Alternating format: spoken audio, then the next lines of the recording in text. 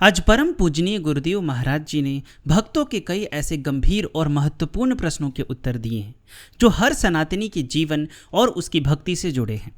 पूज्य गुरुदेव के इन दिव्य वचनों को यदि हम अपने जीवन में उतार लें तो हमारे जीवन के सारे कष्ट और शंकाएं हमेशा के लिए दूर हो सकती है।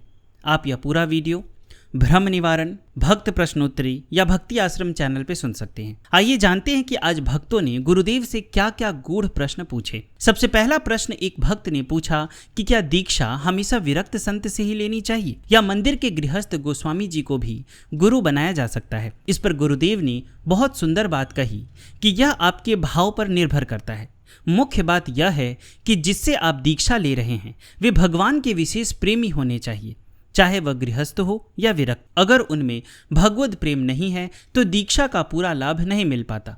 इसके बाद एक भक्त ने अपनी भारी व्यथा सामने रखी। उन्होंने बताया कि कुछ वर्षों से उनके परिवार में कुलदेवी की पूजा छूट गई है, जिसके बाद से वे कंगाली और बेरोजगारी का सामना कर रहे हैं। हताशा में उन्होंने संकल्प ले लिया कि अब वे कुलदेवी की पूजा नहीं करेंगे। इस पर गुरुदेव ने सचेत करते हुए कहा कि कुलदेवी की परंपरा को इस तरह छोड़ना ठीक नहीं है। साथ ही गुरुदेव ने समझाया कि गायत्री मंत्र के जप में पात्रता बहुत जरूरी है।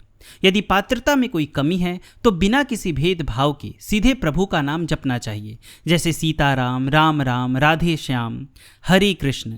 भगवान नाम की पात्रता हर जीव को जन्म से मिली हुई है। आगे एक साधक ने पूछा कि क्या विजय मंत्र, मंत्रराज और तारक मंत्र एक ही है। गुरुदेव ने स्पष्ट किया कि ये सब अलग अलग हैं और अलग भाव से जपने पर इनका फल और आध्यात्मिक अवस्था भी अलग होती है। निरंतर निष्काम जप केवल रात दिन के अभ्यास से ही सिद्ध हो सकता है। एक भक्त की दुविधा यह थी कि घर पर तो वृंदावन का बहुत भाव आता है, लेकिन जब वे सच में वृंदावन जाते हैं तो मन सांसारिक चीज़ों में भटक जाता है। गुरुदेव ने इसका व्यवहारिक समाधान देते हुए कहा कि धाम में कभी भी किसी के आश्रित होकर या शहर सपाटे वाले भ्रमणार्थी बनकर मत जाओ।